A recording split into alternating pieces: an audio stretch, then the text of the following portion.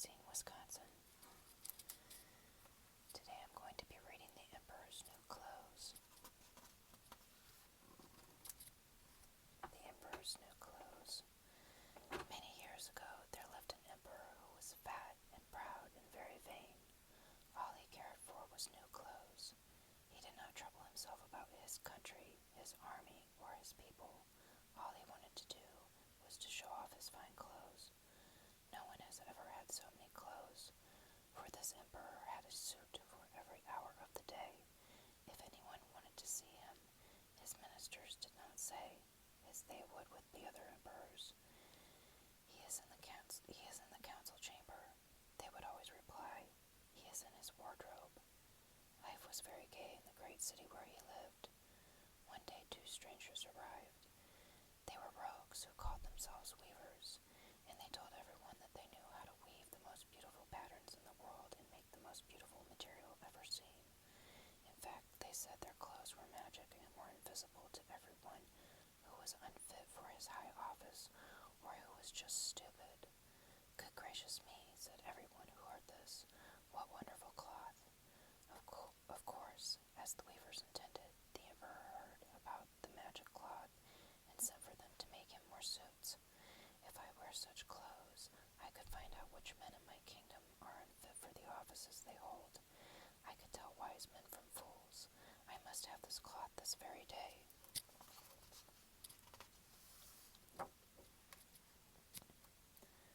So the emperor gave the 2 weavers a lot of money and told them to make him the finest suits in the world.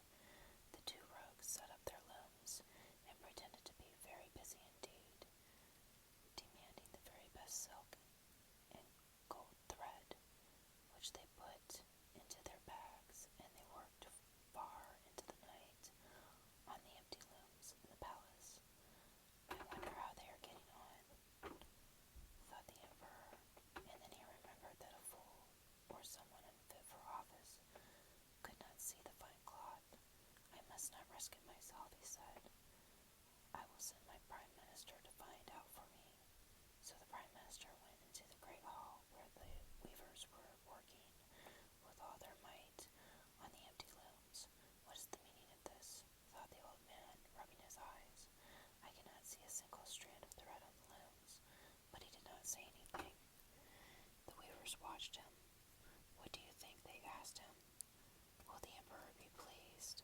The prime minister knew he must say something or appear a fool, so he clapped his hands and said, "Oh, it is quite lovely. The emperor will be delighted." The weavers told him the texture and the pattern, and he pretended to feel the material in his hands, and exclaimed at the beautiful colors. He listened very hard to all they said, and went back to the emperor and repeated it to him. The emperor was getting impatient, so he sent another minister to the weavers to ask about his new clothes. He too went to the looms and saw nothing, but he listened carefully to the weavers, and then told the emperor how wonderful the suits would be. Soon the whole city was talking of the wonderful material the emperor had ordered, and how magnificent he would look in his new finery. At last the emperor could wait no longer.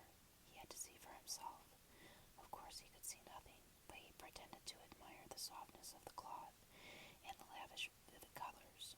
"Wonderful, wonderful," he said. "It has my approval," for he would not admit there was nothing to be seen, not with everyone watching. The whole court looked on and wondered. No one saw anything, but all copied the emperor in saying that the new clothes were magnificent, and he would look perfect wearing them. "Why not show these fine clothes to the whole city?" said the prime minister. "We could have a procession, and everyone would see the emperor in his finest suit." They all clapped their hands and said it was a wonderful idea. At last the great day dawned. The previous night the 2 weavers had been with their looms until dawn, and said the suit was perfection itself. As the emperor and his whole court stood and watched, the weavers held up their arms, just as if they were actually holding something. "See," they said, here are the breeches. Here is the coat. This is the cloak. Feel the smoothness and the richness of the color. These clothes are so fine," the weavers continued, so comfortable that you will believe you have nothing on at all. That is the secret of the magic. Will your Majesty please take off your clothes, and we can help you put on your new clothes. See here in this mirror, and you will be astonished. So the Emperor removed his clothes, and the weavers bowed low before him and held up their arms, pretending to help him. First into the silk shirt they had made, then the breeches, and so on, until at last they placed the cloak around his shoulders, and said he was ready.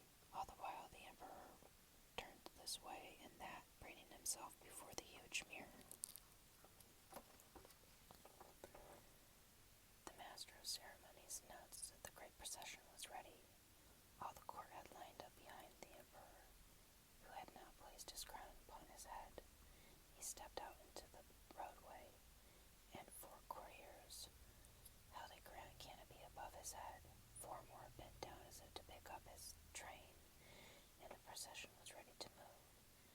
The streets were filled with a cheering crowd of people, and they had crowded to the windows all along the route of the procession. Doesn't he look fine? What a magnificent suit! The Emperor has never looked so magnificent, cried the people as he passed, bringing and smiling down the busy streets.